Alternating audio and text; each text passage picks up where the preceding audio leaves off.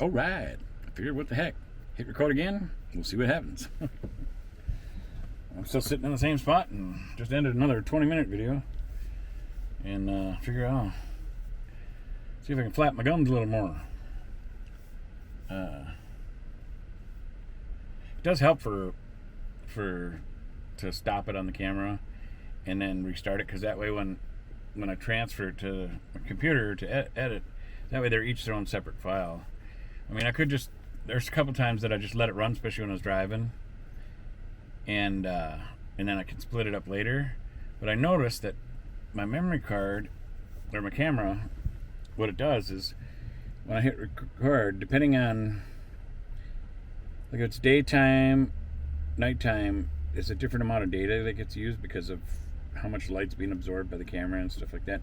So it fluctuates a little bit, but it'll take like I don't know, somewhere between 18 and 22 minutes or something like that. It'll automatically put a split in it, and like it's starting to record another file, you know, so it's not just one big long file.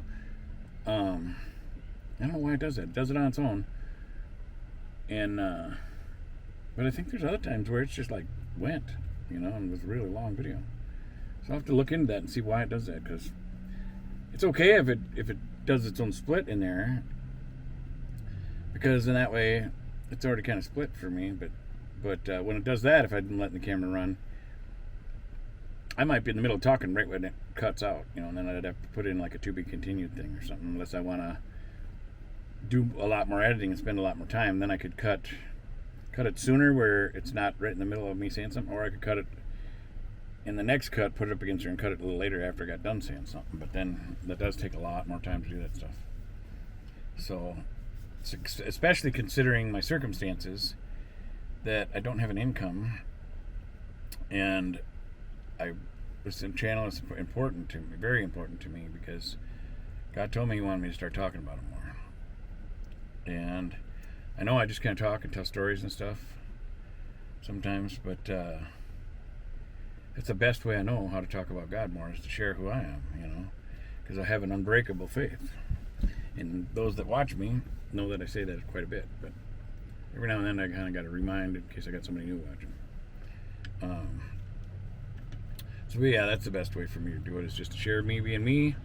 Not only that, if I just be myself, I don't have extra pressure. I already got enough stress right now with the situation I'm going through, and so I'm just making these videos and being me, you know. That way it's raw, real, whatever you want to call it. Definitely not scripted, not phony. And that way people that are subscribing or watching, or that start watching me, are really getting to know me. They're getting to see the real me, and, you know, not some falsehood. You know, like, you know, if you watch movies and stuff, well, they're all playing a role, they're playing a character. That's not who they are in real life, you know. And it's probably the same for a good majority of YouTubers. You know, I'm not going to say all of them, you know, but even people kind of not even thinking about being themselves, they probably don't even, a lot of people probably don't even realize that they're creating a YouTube channel, so they're automatically in their mind becoming something different than their normal self. And maybe their channel doesn't start growing as well or do as well, and then maybe they get more used to stuff and start becoming their self more, and that's when their channel maybe starts picking up. You know, I don't know. Of course, I don't know. That ain't right, because I've been being myself since the beginning, and what the heck's going on here?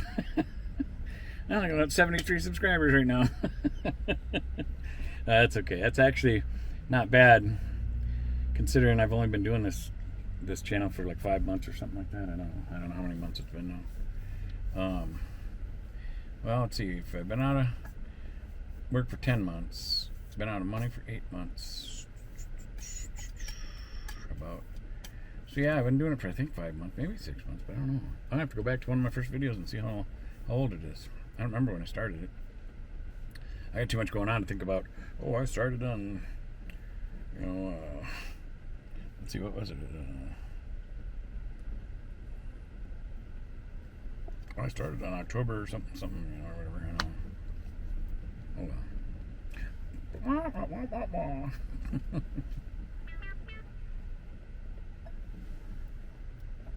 Whatever that was. Somebody sent me a text. That was my friend Jennifer.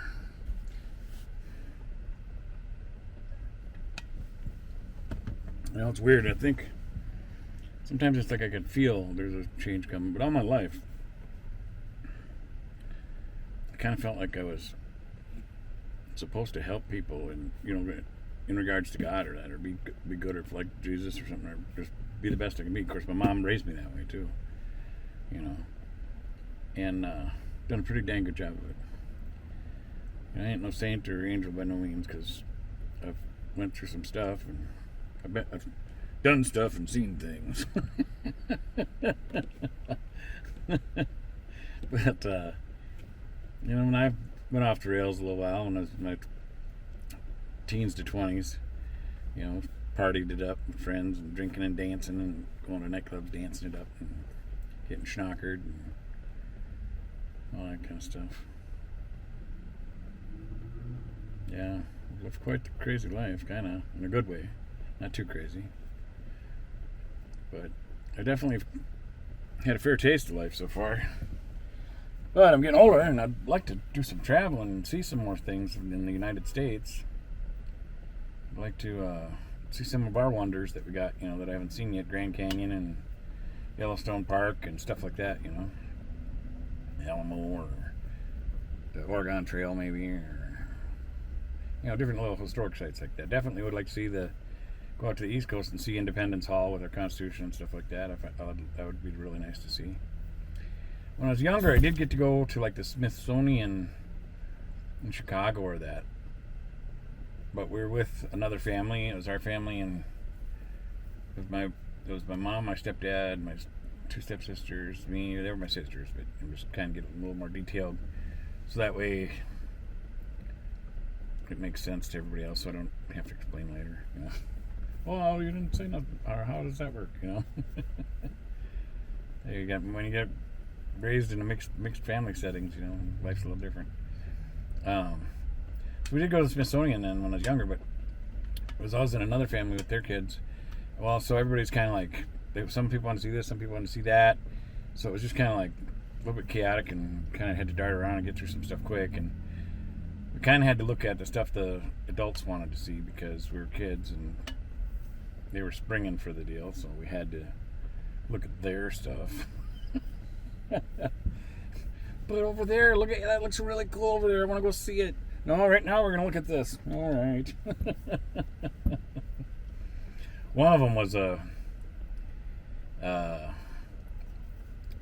replica model of a Navy ship that my dad had served on or whatever that he found pretty fascinating. And I was young. I didn't know, me and my stepdad didn't really bond yet at that point a whole lot. We were still learning to accept each other more. And he accepted me right from the get-go. But, I was a young kid with the attitude of, you ain't my dad, I wish I wouldn't have done that, because I really love the man. I would have died for him, I love him a lot. He's a wonderful man and taught me a lot of things in life. But in the beginning, it didn't go that way. But, I was a kid, so that's how it goes. But yeah, then I was a little more standoffish or whatever, and I wish I would have been closer to him like I was in the later years, through time once we started actually learning each other. Because then I just started picking his brain all about the Navy and different projects he worked on and electronics, and God, I learned so much from him about schematics and diodes and transistors and resistors and integrated circuits, and he just taught me a lot of different cool stuff. And regular electricity too, like 120 and 12 volt AC/DC. I don't know how. Oh no, we don't want to sing that song. That's not a good one. But so yeah, I learned a lot from him.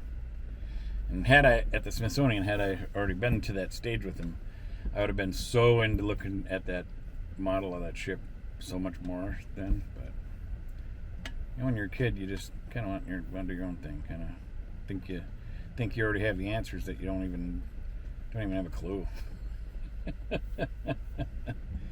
It's funny how when you're younger, you really do. You think you know it. You think you got it figured out. and it comes till years later when your parents will tell you about that too. Oh yeah, well when you're older you're gonna understand, They aren't kidding. When you get older and then you're able to look back, yeah, you understand. When you thought you knew what was going on, you didn't have a clue.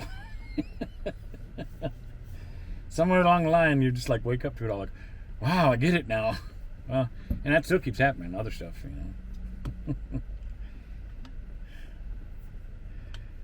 Yeah.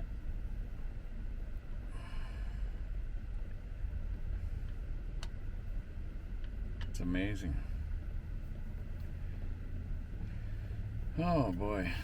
And because I'm an optimist for the most part, I look at it as I was very lucky to have the life I did. I had two sets of parents, two moms, two dads. Because my stepmom was really, really awesome and a very loving person. She was cool, and my dad, my biological dad, he was cool too. But I didn't really get to know him until his last so many years of life. Because he was an alcoholic and not in my life a lot in the beginning, and it's all good now. I mean, at the beginning I was mad. I was kind of mad that he wasn't there. It's kind of why I was a rebel with my stepdad too. He was there, My dad was there in my life, just not as much as I wanted him there because my parents were divorced. And but I got lucky, man. They all kind of got along or tolerated each other. My mom and both my moms, my mom and my stepmom, they got along great. They were just fine with each other. And my stepmom got along with my stepdad fine. And my mom and my dad did not really get along later in life. They would tolerate each other or be pleasant around each other, and then my two dads, dad and stepdad, they got along, but they were tolerating each other too. So there was uncomfortableness, is what it was, just because of past feelings and new feelings and all that kind of stuff, whatever. But for my sake, anyway, they did all right, because my biological dad, after I was kind of getting lippy with my stepdad about you ain't my dad kind of stuff when there was a little bit of friction going on, my biological dad did have a talk with me then, and said, that Ron, blah, blah, blah, blah, he said his name and stuff and said, he's not such a bad guy. So basically my dad was letting me know that he accepted the situation so that maybe I should too, and that helped, But luckily, I ended up having a wonderful relationship with all four of my parents. Because once I got to a certain age of being all over the teenage stuff of wanting to rebel, then it became me wanting to be close to them and ask questions about their history and their life and learn. Because at some point, I figured out negativity got me nowhere in life. I don't know when it was that I realized that, but because I was into math and stuff, and like positive and negative and stuff like that, I don't know, just and the electronics and all that kind of stuff. I don't know. Somewhere in there, I looked at life and being positive or negative in life, and I don't know if I related that with electronics or math or what. Kind of maybe it all kind of came together. My brain works really different. I don't know how to explain it, and I do have kind of a semi-photographic memory, but.